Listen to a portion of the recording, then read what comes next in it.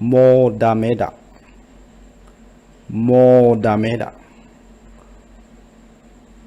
Or you can say もうダメです。もうダメです is mean the polite form. もうダメだ is not the polite form.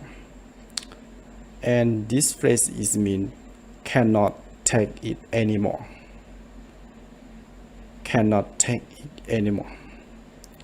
For example, you will use this phrase when you do something and you try to do. The first, you don't know that you will got it done or not, but you try to do again, and you just try the first time and you try to do, and in the middle way that you cannot have the patience until to push the work to be done.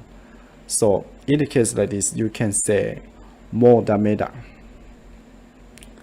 For example, after you graduate from the master degree and you want to continue to the doctoral degree, but for example, it takes many years, but you just go to for the first year, and in that way you know that it's not difficult for you, so you cannot go on, so you can use もうダメだ.